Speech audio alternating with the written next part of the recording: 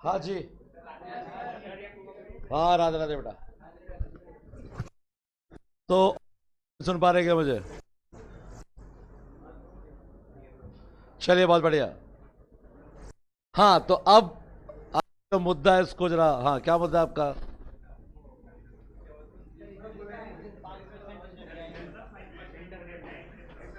किसने कहा आपसे? किसने कहा? कोई बता रहा था, बस। ये जो कोई बता रहा था ना, किसी ने आके बताया कि वहां पे दंगे हो गए, तो हुए नहीं थे वो। लेकिन किसने बता दिया तो वहां पे ऐसा हो गया, मारपीट तो यहां पे लोगों ने शुरू कर दी। जो नहीं होना था वो हो गया। ऑथेंटिक डेटा जो है ना, वो आप शाम तक करो आप, क्योंकि पहले पूरा रिजल्ट निकलेगा। ठीक है? जैसे अपन ही है तो अपन ही पूरा रिजल्ट निकालेंगे अपना। उसमें से कितने स्टूडेंट बोथ ग्रुप में पास हुए, कितने फर्स्ट ग्रुप में पास हुए, कितने सेकंड ग्रुप में पास हुए, उसका पूरा डेटा एनालाइज होगा और वो रिजल्ट आएगा शाम तक। रिजल्ट आते ही उसको आप एनालाइज नहीं कर सकते हैं, टाइम लगता है भाई। एक एक बच्चे का रिजल्ट निकलेगा। इतने सारे बच्चे थे तो मेरे भाई उसमें से रिजल्ट निकालने में टाइम लगता है। तो शाम तक का वेट करो, उसके बाद बताएंगे आपको रिजल्ट क्या रहा, टोटल एग्रीगेट क्या आया। और किसी के कहने सुनने पे मजा आया करो। कोई तो ये कह देगा 2 ही बच्चे पास हुए खाली, एक मैं और एक मेरा भाई। तो बेटा सुनी सुनाई बातों पे भरोसा ना करें, वेट करें थोड़ा सा, ठीक है? तो कल हमने डी में इसके कैपिटलिस्ट इकोनॉमी के मेरिट पढ़ लिए थे क्या? तो डी मेरिट भी देख लो बेटा। सबसे पहली कमी या सबसे बड़ी कमी यह है इनइक्विलिटी ऑफ इनकम। भाई साहब, जो अमीर होते हैं ना वो बहुत ज्यादा अमीर होते हैं, और जो गरीब होते हैं ना वो बहुत ज्यादा गरीब। तो इनइक्विलिटी सबसे ज्यादा यहीं पर ही है। अगर मैं सोशलिस्ट इकोनॉमी की बात करूं तो ऐसा नहीं है कि वहां पे इनइक्विलिटी नहीं होती, लेकिन रिलेटिवली इक्वल है। इससे यहां पर डिफरेंस, अंबानी की एक दिन की इनकम, छोड़ो अंबानी तो गरीब आदमी है, अडानी की एक दिन की इनकम करोड़ों रुपए, और एक आम आदमी की डेली की इनकम। आम आदमी, एक रिक्शा चलाने वाला, दिन का 400 500 हजार रुपए, हजार भी ज्यादा हो गए, 400 500, करोड़ों और 500, इसको बोलते हैं इनइक्विलिटी। वो 2-3 हजार करोड़ रुपए एक दिन के कमा रहा है, वो बेचारा 500 रुपए कमा रहा है। इसको बोलते हैं इनइक्विलिटी ऑफ इनकम। सोशलिस्ट इकोनॉमी में ऐसा नहीं होता, क्योंकि हमारे देश में सैलरी है 3.5 लाख रुपए, और सबसे हाईएस्ट पोस्ट अगर इंडिया में कोई है तो प्राइम मिनिस्टर नहीं है, प्रेसिडेंट है। 3.5 लाख रुपए सैलरी है उनकी सिर्फ महीने की। और सरकारी ऑफिस में सबसे नीचे जो होते हैं ना, लास्ट में, वो होते हैं हमारे सफाई कर्मचारी। उनकी सैलरी होती है 15 से 20 हजार रुपए। तो भैया इतनी इनइक्विलिटी तो होनी भी चाहिए ना, इतनी असमानता तो होनी भी चाहिए। जो सबसे ऊपर पद पे बैठा है भैया, पोस्ट पे बैठा है, वो 3.5 लाख, सबसे लोएस्ट पोस्ट पे है भैया, वो क्या कमा रहा है? 15,000 से 20,000। तो इसके रिलेटिवली तो इक्विलिटी है ना। उतना तो नहीं है ना कि 5,000 करोड़ और 500, नहीं है ना। तो इतनी इनइक्विलिटी होनी भी चाहिए। एक ऑफिस में 50 लोग काम करते हैं, एक की सैलरी 70,000, एक की 60,000, एक की 50,000, एक की 40,000, एक की 20,000। तो इसको हम इनइक्वलिटी नहीं कहेंगे, क्या कहेंगे हम? Equality, relatively equal. और इतना डिफरेंस होना चाहिए क्योंकि रेस्पॉन्सिबिलिटीज भी अलग अलग है। फर्क है क्या रेस्पॉन्सिबिलिटी में? एक ऑफिस में पियोन है और एक ऑफिस में हम पीएम है, दोनों की रेस्पॉन्सिबिलिटी में क्या डिफरेंस है भाई? फर्क है क्या? पियोन नहीं, अच्छा पियोन नहीं आया तो कितना इंपॉर्टेंट है? ऑफिस कौन बनाएगा, चाय कौन बनाएगा, चाय कौन पिलाएगा, फाइल यहां से वहां कौन ले जाएगा, कितना इंपॉर्टेंट काम है। पीएम का काम क्या? कुछ नहीं है ना। क्या काम कर रहे हैं? कुछ नहीं करते बेटा। सुबह उठते हैं, घूमने चले जाते हैं, कभी यहाँ कभी वहाँ कभी वहाँ, कभी इस देश में जा रहे हैं कभी उस देश में जा रहे हैं, पर जिस देश में जा रहे हैं वहाँ से हेल्प लेके आ रहे हैं। ये जानते हैं आप, हमारे पीएम जहाँ भी गए ना कोई हेल्प वहाँ से लेके ही आए हैं। ये पॉजिटिव है बेटा। अब जिम्मेदारी ज़्यादा किसकी है, पीएम की पियोन की? पियोन ने कहा पाकिस्तान को उड़ा दो, फर्क पड़ेगा क्या? पीएम ने कहा उड़ा दो, जिम्मेदारी है ना भैया। कि पीएम बहुत सारे दौरे करके थक गए थे, रात को सोए ही थे, इतने फोन आ गए सर पाकिस्तान वाले फिर घुसपैठ करे, उड़ा दो रे यार, बहुत हो गई रे यार, बोल के नींद में थे, सो गए। सुबह उठ के टीवी चलाई, पाकिस्तान नहीं रहा। बोले बावड़े क्या कर दिया? बोले आपने तो बोला था। अरे भाई मैं तो नींद में था। सर आप नींद में थे, हम तो कर रहे थे, हम तो बेटी इस बात का कर रहे थे। उसके बाद दोबारा अपने फ़ोन का कनेक्शन ही काट दिया। कहीं दोबारा आप ये ना बोल दो कि ये नहीं जाना है, बोल दिया मतलब खेल खत्म। रेस्पॉन्सिबिलिटी का डिफरेंस है तो भैया इनकम भी अलग ही चाहिए, लेकिन इनइक्वलिटी नहीं है। ये सबसे बड़ी कि पूरी सोसाइटी दो पार्ट में डिवाइड हो जाती है, टू क्लासेस। और ये दो जो क्लासेस होती है वो होती है हैव्स एंड हैव्स नॉट, यानी कि अमीर और गरीब। एक जिसके पास सब कुछ है और एक के पास कुछ नहीं है। अगर ये नहीं होता ना तो इस दुनिया में सोशलिस्ट कभी आती ही नहीं। अगर ये इनइक्वलिटी नहीं होती ना यहाँ पे, तो सोशलिस्ट इकोनॉमी का बर्थ ही नहीं होता दुनिया में। क्योंकि इससे पहले वर्ल्ड सिर्फ एक ही इकोनॉमी हुआ करती थी, कैपिटलिस्ट। सोशलिस्ट नाम की कोई इकोनॉमी नहीं थी। और तब आए कार्ल मार्क्स। कौन आए बेटा?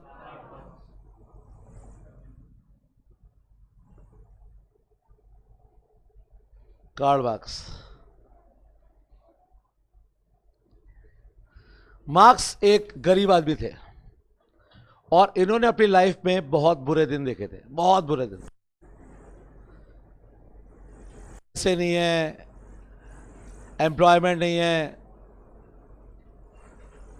और इनकी एक बेटी की डेथ इसलिए हो गई क्योंकि इनके पास दवाई के पैसे नहीं थे, मतलब उनका इलाज नहीं करवा पाए और उस हो गई। उस दुख से तो बाहर आ ही नहीं पाए थे कि दूसरी बेटी की भी डेथ हो गई, क्योंकि उसको भी जो थी उसकी वो भी वो पूरी नहीं कर पाए। उसको तो दफनाने के पैसे भी नहीं थे सेकंड टाइम। तो इस सिस्टम को देखकर, हेलो हेलो, हमारे ऑनलाइन स्टूडेंट,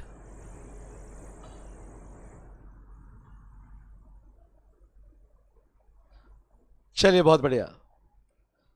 इस सिस्टम को देख के कार्ल मार्क्स के दिमाग में ये जो रिच लोग हैं इनके खिलाफ एक साइकोलॉजी डेवलप हो गई और इन्होंने उसको लिखना शुरू किया। कहते हैं ना कलम में ताकत होती है, लिखना शुरू किया इन्होंने।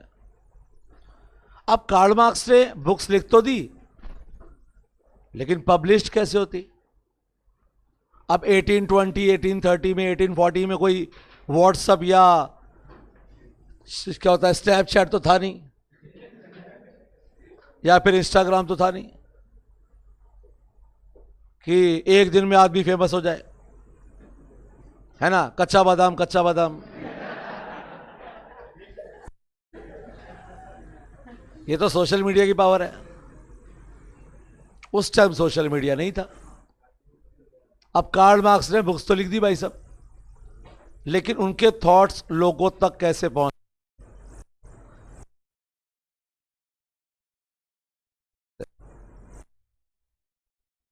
फ्रेडरिक एंजल्स ने कहा कि भाई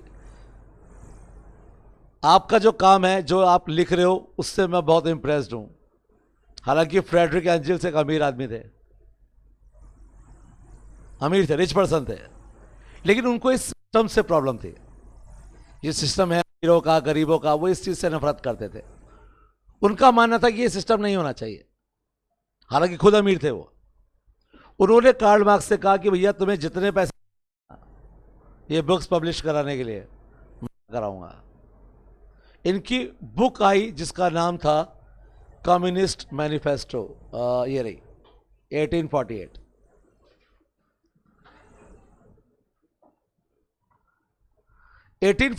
में ये बुक आती है और इस बुक में एक लाइन लिखी होती है। उस लाइन में इन्होंने कहा कि दुनिया मजदूरों एक हो जाओ, तुम्हारे पास खोने के लिए कुछ नहीं है, क्योंकि अगर लड़ोगे तो खोओगे क्या। रहने को घर नहीं है, खाने को रोटी नहीं है, बच्चों का इलाज नहीं है, बच्चों की एजुकेशन नहीं है, बच्चे वैसे ही बिना दवाई के मर ही रहे हैं, तो खोने के लिए है क्या तुम्हारे पास? कुछ नहीं। लेकिन अगर तुम जीते तो जिस फैक्ट्री में मजदूरी करते हो ना, वो फैक्ट्री तुम्हारी होगी। जिस बंगले में तुम्हारा मालिक रहता है ना फैक्ट्री का, वो बंगला तुम्हारा होगा। जिस गाड़ियों में घूमता है ना वो गाड़ियां तुम्हारी होगी। लेबर ने पढ़ा और उसका दिमाग खराब। सही कह रहा है बंदा, बात तो क्या सही कह रहा है। उससे कहा भैया 8 रुपए की कोई चीज रॉ मटेरियल आती है, आप उसको 80 का बना देते हो। तो ये फैक्ट है कि रॉ मटेरियल को फिनिश गुड में तो लेबर ही चेंज करता है ना। रॉ मटेरियल 8 रुपए का था, उसको 80 रुपए का किसने बनाया? लेबर। और वो जो 72 एक्सेस है वो मिलते किसको हैं? मालिक को।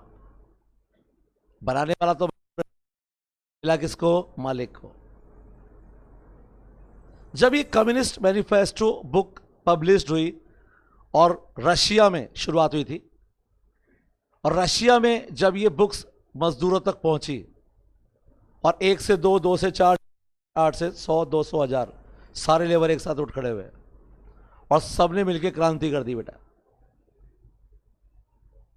उन्होंने वहां से अमीरों को भगाया नहीं, मारा। ये अमीर है, हटा, खेल खत्म। ये अमीर है, उड़ा दो इसको। वो अमीर है, उड़ा दो उसको। तुम्हारी फैक्ट्री का मालिक आया नहीं आज, आना दो उसको। जैसे आया, आओ भैया आओ, दमा दो दमा दो। आज से फैक्ट्री का मालिक अपन। और कोई मालिक है क्या फैक्ट्री का? भाई साहब कोई नहीं। हाँ हमें, चलो भाई अपन सब क्या हो गए, मालिक हो गए ऐसे। यहां तक कि वहां के जो किंग और क्वीन थे ना, उसको भी नहीं छोड़ा उन्होंने, उनको भी उड़ा दिया। अच्छा ये बोलता था ना अंग्रेजों के लिए, चलो अगला नंबर इनका। भाई साहब एक अमीर आदमी नहीं छोड़ा उन्होंने, एक अमीर आदमी। और वहां पर सिस्टम जो क्रिएट हुआ उसको कहते हैं कम्युनिस्ट इकोनॉमी। सोशलिस्ट नहीं है वो, कम्युनिस्ट। लेकिन कम्युनिस्ट जो लोग होते हैं ना बेटा, वो हिंसा, मारपीट इसको वैलिड मानते हैं, सही है कि अपना इंसाफ पाने के लिए अगर खून बहाना पड़ा तो बहा दो। ये कम्युनिस्ट लोग होते हैं बेटा, लाल झंडे वाले। मारपीट हिंसा कोई टेंशन नहीं है, मार दो, लेकिन इक्वलिटी होनी चाहिए। बाद में लोगों को रियलाइज हुआ कि ये जो सिस्टम था ये गलत है। हाँ हमें इक्वलिटी चाहिए, लेकिन ऐसे खून खराबे से नहीं। हम लोगों को शांति से अपने गवर्नमेंट चूज करनी चाहिए और गवर्नमेंट जो है वो लोगों के वेलफेयर के लिए काम करे। तो उस इकोनॉमी को कहा गया सोशलिस्ट, जो खून खराबे को सही नहीं मानते हैं। शांति से लोग अपनी गवर्नमेंट चुनते हैं और उनकी गवर्नमेंट उनके वेलफेयर के लिए काम करती है, इसे कहा गया सोशलिस्ट। लेकिन दुनिया में सोशलिस्ट पहले नहीं आई थी, कम्युनिस्ट आई थी। इसमें सबसे तगड़ी बात यह है कि जब रशिया में क्रांति हुई तब तक कार्ल मार्क्स इस दुनिया से जा चुके थे। उन्होंने नहीं देखा कि उन्होंने दुनिया को क्या दिया है। उन्होंने दुनिया को एक नया सिस्टम दिया है। इसके बाद से ही तो दो अपोजिट कॉन्सेप्ट हो गए, एक कैपिटलिस्ट और एक सोशलिस्ट। कैपिटलिस्ट को हमेशा इस बात का डर रहा कि कहीं ये सोशलिस्ट थॉट्स हमारे यहां पर भी ना आ जाएं। पता लगा कल भी हम भी फैक्ट्री जाए और लेबर तलवार लेके बाहर खड़ा हुआ, आइए आगे के तो मैं लाजा महाराजा। फिर तो वो जानते थे कि यार ये ऐसा कहीं हमारे यहाँ ना हो जाए। पता लगा सारे लेबर एक साथ खड़े, हमारी मांगे इंकलाब जिंदाबाद। तो बेटा ये जो कार्ल मार्क्स थे ये दुनिया के सबसे खतरनाक आदमी थे बेटा, और इन्होंने ये प्रूव किया कि वाकई में कलम में बहुत ताकत होती है, क्योंकि सिर्फ एक किताब ने कैपिटलिस्ट इकोनॉमी को उखाड़ दिया था बेटा। और इन्होंने अपनी बुक में ये क्लियर लिखा था कि इस दुनिया में जितने भी सिस्टम हैं उन सब में कुछ कमियां होती है बेटा, और उन कमियों की वजह से सिस्टम है बेटा। दुनिया में ऐसा कोई सिस्टम नहीं है जिसमें कोई कमी नहीं होगी। इनको नहीं पता था कि रशिया में ऐसा हो जाएगा, क्रांति हो जाएगी, कम्युनिस्ट सिस्टम आ जाएगा, नहीं पता था। लेकिन इनकी बुक में ये बात पहले से लिखी हुई है कि ये सिस्टम भी बुराइयों से फ्री नहीं होगा, इसमें भी बुराइयां होंगी, इसमें भी कमियां होंगी, और तब एक नया सिस्टम आएगा। तो ये पहले से जानते थे कि कम्युनिस्ट भी एक दिन खत्म होगा और इसकी जगह नया सिस्टम आएगा। तो बेटा अगर कैपिटलिस्ट इकोनॉमी में कमियां नहीं ना तो दुनिया को सोशलिस्ट इकोनॉमी नहीं मिलती बेटा। और आज भी वर्ल्ड में एक ही इकोनॉमी होती है, इसका नाम क्या है? कैपिटलिस्ट। तो चलिए देख लेते हैं वापस से। एक कमी तो हमने देख ही ली। सबसे बड़ी कमी क्या है बेटा यहाँ पे? Inequality of income. बिल्कुल है बेटा यहाँ पर। इसके बाद बेटा यहाँ पे प्रॉपर्टी राइट्स तो आपको मिल जाएंगे, लेकिन ह्यूमन राइट्स नहीं मिलते यहाँ पे। कोविड टाइम पे हमारी गवर्नमेंट ने फ्री में राशन दिया, फ्री में ट्रीटमेंट दिया, फ्री में वैक्सीन दी, इन्होंने कुछ भी नहीं दिया। प्रॉपर्टी के राइट्स तो मिल जाते हैं, लेकिन ह्यूमन राइट्स यहां पर नहीं है। यहां पे किसी को फ्री में राशन नहीं मिला भाई साहब। हाँ जी, अमेरिका में फ्री थोड़ा लगी थी भाई।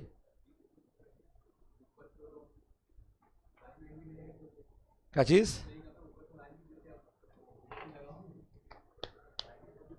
वाइन दी थी लेकिन फ्री में लगाई थी बेटा।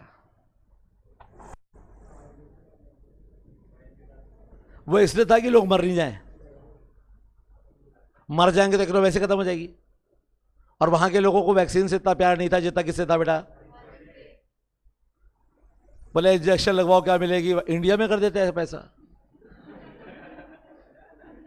भाई साहब एक आदमी रोज जाता, भाई लगा दे, एक बोतल देता है तो दो लगा दे, कोई दिक्कत नहीं है, वैक्सीन तेरी मर्जी है उतने लगा दे, लेकिन हाँ,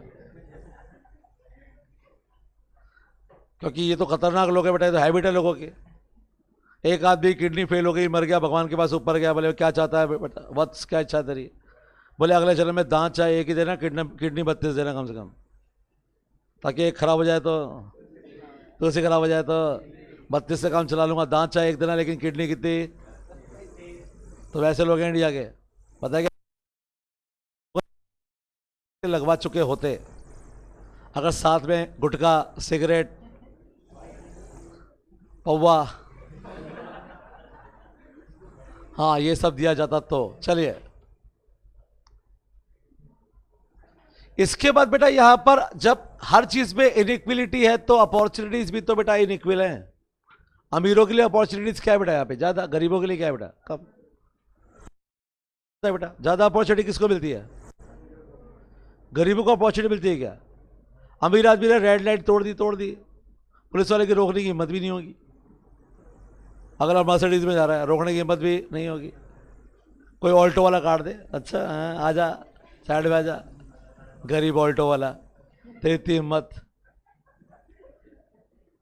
यहां पर ह्यूमन वेलफेयर नहीं होता बेटा, के लिए काम करते हैं वहां पे। मेन एम क्या है? प्रॉफिट। वेलफेयर क्या है? भाड़ में। सारे पॉइंट वही हैं जो फीचर्स वाले। मैं चाहूंगा एक बार पढ़ लो बेटा, एक बार किसी पॉइंट पे अगर डाउट है तो समझा देंगे सारे, क्यों टाइम वेस्ट करें बेटा, फटाफट से।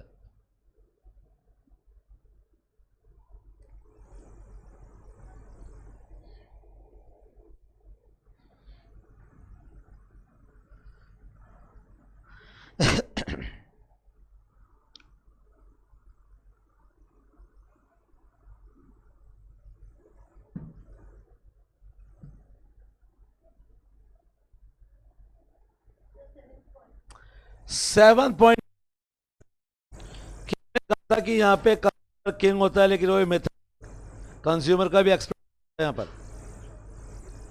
टीवी पे ऐड दिखा के घटिया प्रोडक्ट बेच देते हैं ज़्यादा प्राइस पे, काय कर आ जाए वो, और वो बन जाता है। टीवी पे क्या दिखाते हैं बेटा? ऐड। जैसे प्रोडक्ट ऐड में दिखाए जाते हैं, क्या वैसे प्रोडक्ट कभी मिलते हैं क्या आपको? कोल्ड ड्रिंक के ग्लास में आइस होती है, लेकिन वो मेल्ट नहीं होती है, नोटिस कर लेना आप, क्योंकि वो आइस होती ही नहीं है। किससे बने होते हैं वो?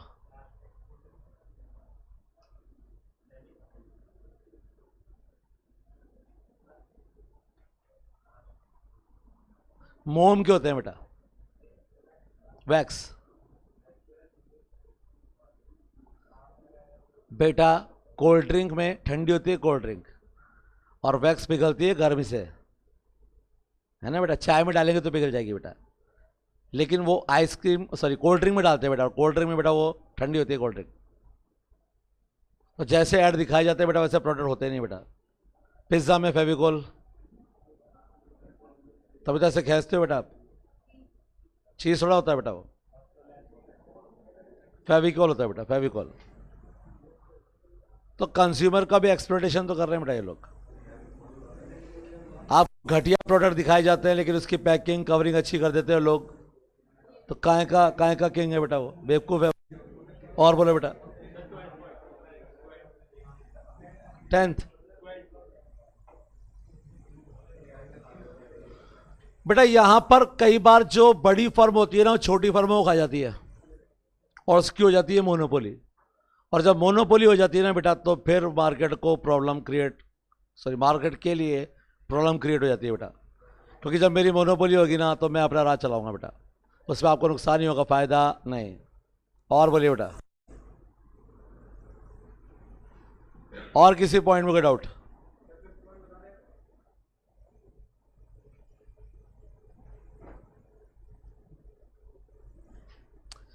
बेटा यहां पर इनकम इनइक्वालिटी है, तो यहां पर उन चीजों की डिमांड ज्यादा की जाएगी जो नेसेसिटी नहीं है, और बेसिक नीड का तो प्रोडक्शन यहां पर होगा ही नहीं, क्योंकि हर आदमी प्रॉफिट के लिए काम कर रहा है, और प्रॉफिट लग्जरी की चीज़ों से मिलेगा, बेसिक नीड से नहीं।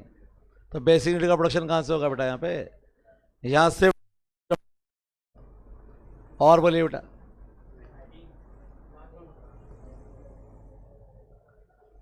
नाइन्थ पॉइंट, तो ऋतिक बेटा 9th पॉइंट में यहां पर less of marigold, education health पे ध्यान नहीं देते बेटा वो लोग, इसको प्राइवेट सेक्टर देते हैं। और प्राइवेट स्कूल में आप लोग पढ़े हुए, आपको पता है कि प्राइवेट स्कूल में पढ़ाई कितनी और खर्चे कितने हैं। वेलफेयर नहीं होता बेटा वहां पे, हर चीज का पैसा लिया गया स्कूल में आपसे, लिया गया क्या भाई? यहां तक कि यूनिफॉर्म भी आपको वहीं से लेनी पड़ती थी जहां से स्कूल वाले बताते थे, है ना? और आपको स्टेशनरी भी वहीं से लेनी पड़ती थी जहां से आप वो इसको आपको बताते थे, या फिर स्कूल में मिलती थी बुक्स वगैरह। कॉपीज भी आपको स्कूल से ही लेनी पड़ेंगी। इसके साथ साथ shoes, socks, diary, tie, belt. तो बेटा वो स्कूल थोड़ी ना बेटा, वो शॉपिंग मॉल है बेटा वो, जहां साहब क्या करने जाते हैं? शॉपिंग। कि यहाँ से आपको जूते खरीदने हैं, यहाँ से आपको सॉक्स लेने हैं, यहाँ से आपको बुक्स लेनी है, यहाँ से आपको टाई बेल्ट लेने हैं। तो बेटा यही कहानी चल रही है बेटा ऋतिक यहाँ पे। हाँ बेटा, 13th,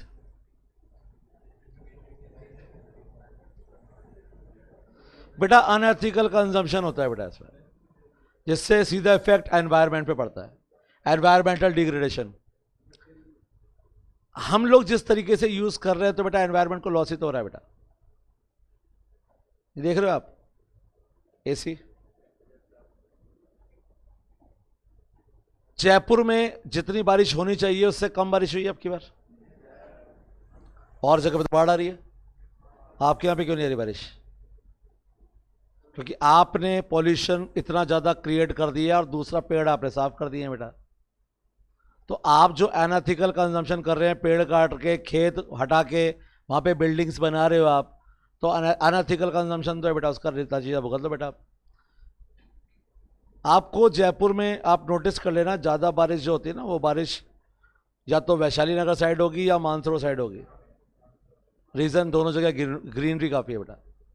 वैशाली साइड पे ग्रीनरी काफ़ी ज़्यादा है, और ग्रीनरी ज़्यादा कहाँ पे? मानसरोवर। मैं नॉर्मली अभी भी शाम को जब यहाँ से घर जाता हूँ तो वहाँ पे हल्की बारिश मिली जाती है मेरे को, घर की साइड पे। और कल तो शाम को बहुत अच्छी बारिश आई थी हमारे साइड, तो आई थी, आपका पता नहीं। गुड। तो बेटा मुद्दा यही है बेटा। बेटा आप ज़्यादा पसंद क्या करते हैं लाइफ में? ऐसी चीज़ें जो आपकी आत्मा को सुकून दें, या फिर आपको फ़ोन चाहिए, आईफोन चाहिए, कार चाहिए? तो बेटा मटेरियलिस्ट लाइफ तो जीरो है बेटा आप लोग। यहाँ पे आपको सिर्फ क्या चाहिए लाइफ में? मटेरियल्स। तो बेटा उसको छोड़ो बेटा, आध्यात्मिक बन जाओ बेटा, है ना बेटा? मन की शांति भी जरूरी है, हमको मन की शक्ति देना। मन विजय करे, दूसरों की जैसे पहले खुद की जय करे। मतलब बचपन में बच्चे को सिखा रहे हैं भाई, पहले अपना भला करियो। अगर गवर्नमेंट ऑफिसर बन जाए ना तो दूसरों की जैसे पहले खुद की जय। तुम्हारा 2 करोड़ का फायदा हो रहा है तो समझ जाओ बस कि मेरे साइन करने से आपको 2 करोड़ का फायदा होगा, तो मुझे कम से कम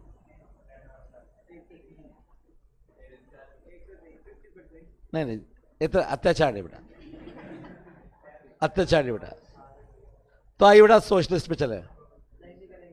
कहानी तो आप सुन ही चुके हैं बेटा, तो अंडरलाइन कर लीजिए बेटा। ये कॉन्सेप्ट हमें दिया था इस खतरनाक इंसान ने। मेरा फेवरेट है ये बंदा, कार्ल मार्क्स। एक और क्रांति की जरूरत है इस दुनिया को, वो मैं करवाऊंगा, डोंट वरी बेटा। लिख लिख के एक किताब मैं भी लिखूंगा।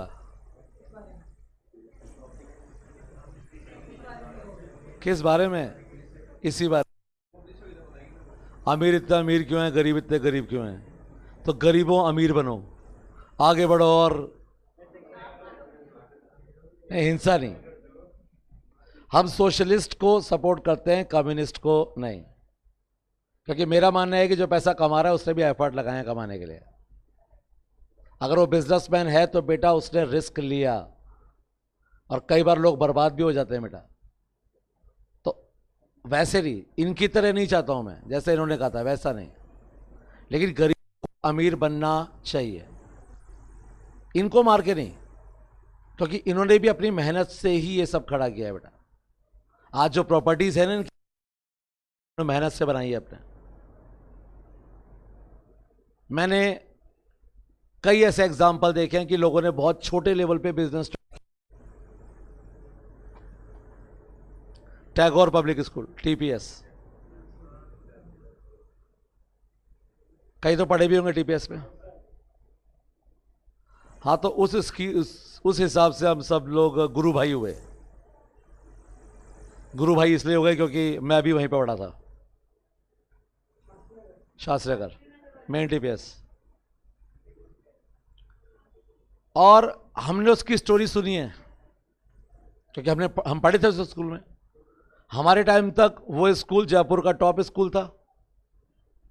जयपुर के टॉप स्कूल में सबसे ऊपर नाम टीपीएस का आता था। हमारे टाइम पे क्लास में इंटरकॉम तक लगे हुए थे कि अगर क्लास में टीचर लेट आते हैं तो आप सीधा इंटरकॉम उठाओ, सीधा कॉल करो प्रिंसिपल ऑफिस में कि हमारी क्लास में टीचर नहीं आए। तो जो क्लास के मॉनिटर होते थे, हम तो कभी थे ही नहीं, खैर उनके पास वो अथॉरिटी थी कि जाके सीधा क्या भी क्लास में शैतानी कर रहा, रुक जाओ मिनट सर, रामलाल। तो रामलाल के बेचारे की लग गई।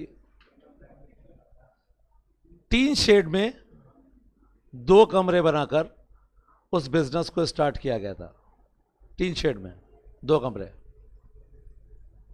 पक्का पक्का मकान भी नहीं था, टीन शेड था खाली। और आज जयपुर का शायद ही ऐसा कोई एरिया होगा जहां पे टीपीएस नहीं होगा। सो बेटा उन्होंने मेहनत की ना, मेहनत करके यहां तक पहुंचे बेटा। तो जो बिजनेसमैन ने पैसा कमाया बेटा, उसने भी तो मेहनत की है सरवाइव करने के लिए। सोचो कितनी परेशानियां झेली होगी उसने। तो मेरा मानना यह है कि इनको मारना क्यों है भाई? इनसे सीखो, इनको मारना नहीं है, इनसे सीखो, इंस्पिरेशन लो। तो मेरा जो गरीबों को अमीर बनाने का फॉर्मूला है वो इनसे थोड़ा सा अलग है। हाँ, हालांकि दोनों का जो रिजल्ट है वो सेम है। मैं चाहता हूं कि उन लोगों को भी लाइफ पे बहुत कुछ अपॉर्चुनिटीज मिले, लेकिन वैसे नहीं जैसे इन्होंने बताया था, मार के नहीं, क्योंकि उन्होंने भी मेहनत से ही सारी ये प्रॉपर्टीज बनाई है अपनी। तो मारना नहीं है, लेकिन उनसे सीखना है। सीखो और आगे बढ़ो। अब यहां पर, हाँ बेटा, कम्युनिस्ट का दिया था बेटा,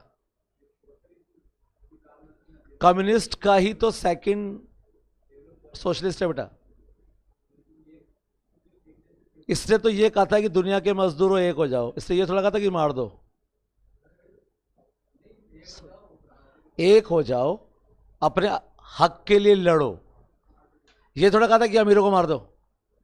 ये तो लोगों ने जैसा दिमाग लगाया, अच्छा हाँ इसका मतलब यही है, इसका मतलब ये है उड़ा दो। अगले बंदे ने कब कहा उड़ा दो? अगले बंदे ने कभी इस बात को सपोर्ट नहीं किया कि उड़ा दो, नहीं, वो नहीं चाहता कि सब उड़ा दो। सोशलिस्ट इकोनॉमी, कम्युनिस्ट का जो सिस्टम था उसी से तो आई है बेटा। कम्युनिस्ट का मतलब क्या है? कोई छोटा बड़ा ना हो, सबको इक्वल अपॉर्चुनिटीज मिले, कोई अमीर ना हो कोई गरीब ना हो। तो वही इकोनॉमी तो सोशलिस्ट है भाई, कम्युनिज्म। समझ समझ समझ। अगर लेबर सब साथ मिलके चल रहे हैं तो अपना एक लीडर तो बनाएंगे ना मेरे भाई। तो सारे लेबर एक साथ हो जाएंगे तो कोई तो लीडर होगा उनका। दुनिया के मजदूरों एक हो जाओ, एक हो जाओगे तो फायदे में रहोगे ना।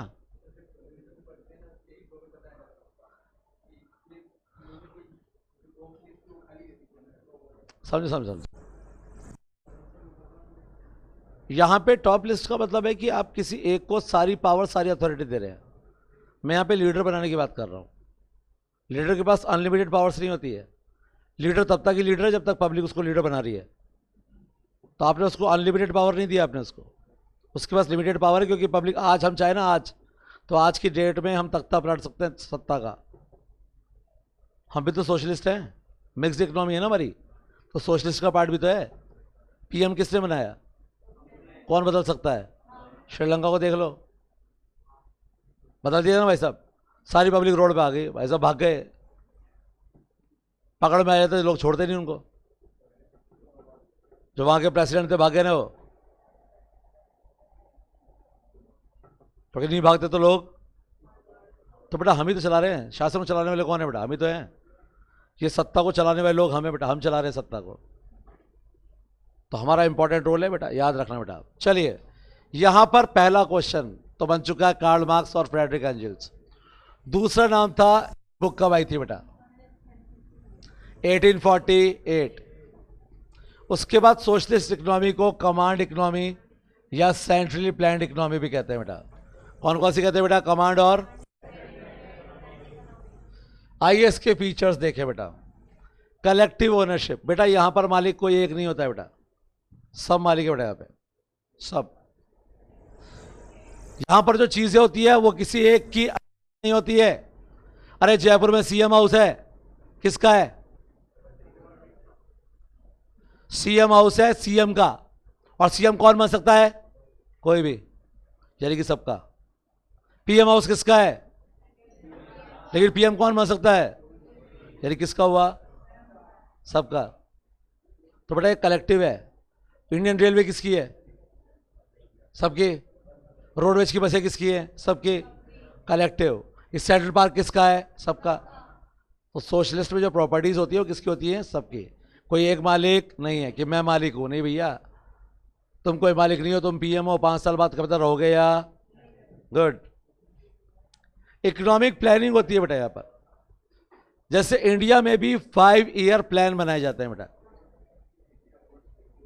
इंडिया में प्लानिंग कमीशन बनाया गया था, इसका काम था इंडिया के लिए 5 ईयर प्लान बनाना, पंचवर्षीय योजनाएं, वो बनाकर हम देश का विकास करते हैं बेटा।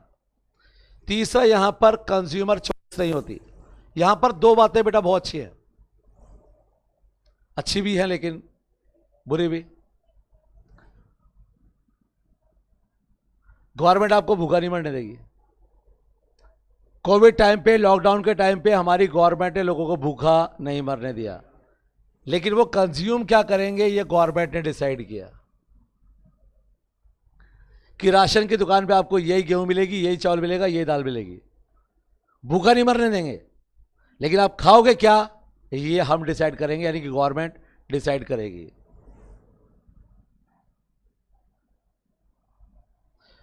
Right to work is guaranteed, लेकिन चॉइस ऑफ ऑक्यूपेशन रिस्ट्रिक्टेड है, उसमें रिस्ट्रिक्शंस है। हमने कार्यक्रम चलाया एमजी नरेगा, याद है क्या आपको? तो NREGA Mahatma Gandhi national rural employment guarantee act, ठीक है। नरेगा में काम मिलेगा इस बात की गारंटी है कि नहीं है, लेकिन काम क्या मिलेगा ये गवर्नमेंट डिसाइड करेगी बेटा। क्या हमें आपसे खड्डे खुदवाने, हमें आपसे बिल्डिंग बनवानी है, कुआं खुदवाना है, तालाब बनवाना है, ये कौन डिसाइड करेगा? हम। काम मिलेगा इस बात की गारंटी, लेकिन काम क्या होगा ये हम डिसाइड करेंगे। तो दो चीजें, भूख से नहीं मरने देंगे, लेकिन खाना क्या खाओगे ये हम डिसाइड करेंगे, पहली बात। दूसरी बात, काम मिलेगा लेकिन क्या मिलेगा ये कौन डिसाइड करेगा? हम। Good. Relatively equal income distribution, बताया था मैंने आपको, बताया था ना। रिलेटिवली तो इक्वल ही है ना, जितनी इनइक्वलिटी वहां पर है उतनी इनइक्वलिटी यहां पर नहीं होती। यहां पर रिलेटिवली क्या है बेटा? इक्वल, इक्वलिटी है बेटा। यहां पे प्राइस मैकेनिज्म का रोल नहीं होता। यहां पे मार्केट फोर्सेस कैपिटलिस्ट इकोनॉमी की तरह यहां पे डिमांड सप्लाई डिसाइड नहीं करते हैं कि प्राइस क्या होगी, यहां पे गवर्नमेंट डिसाइड करती है कि प्राइस क्या होगी। और गवर्नमेंट कैसे डिसाइड करती है? जो जरूरी चीज है ना उसकी प्राइस रखती है कम, और जो फालतू चीज है ना उनकी प्राइस क्या रखती है? गुड।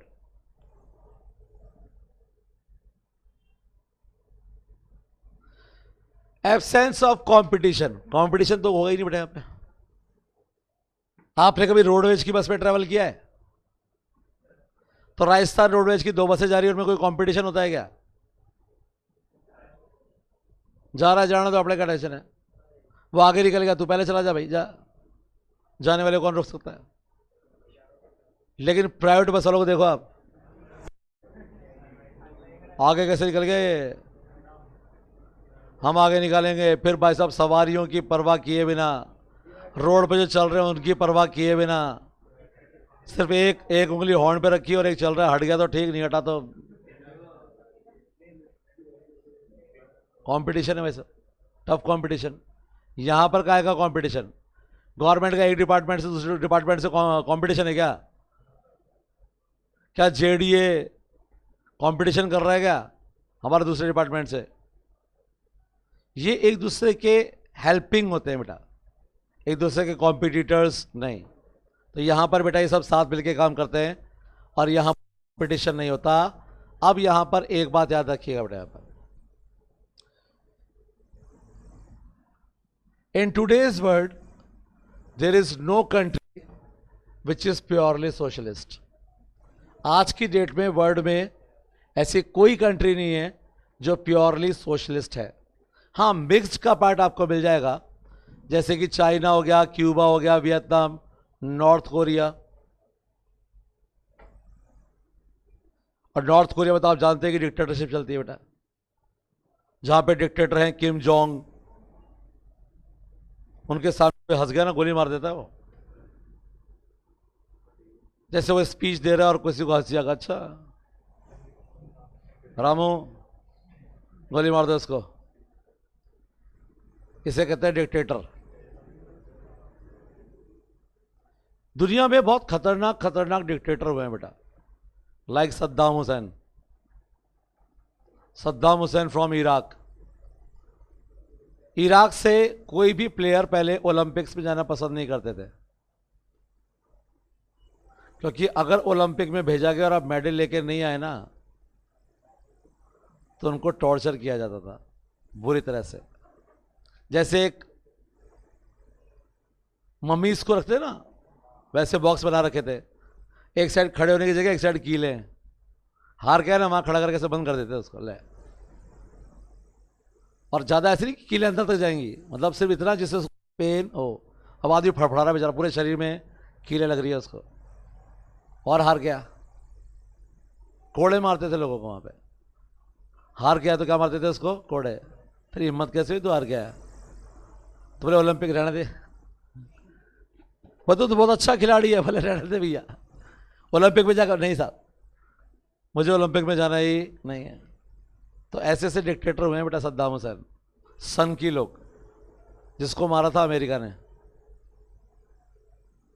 क्योंकि इराक ने कुवैत पे अटैक कर दिया था और कुवैत ने हेल्प मांगी थी तो अमेरिका ने हेल्प की थी, तो अमेरिकन आर्मी गई थी और सद्दाम हुसैन का खेल खत्म।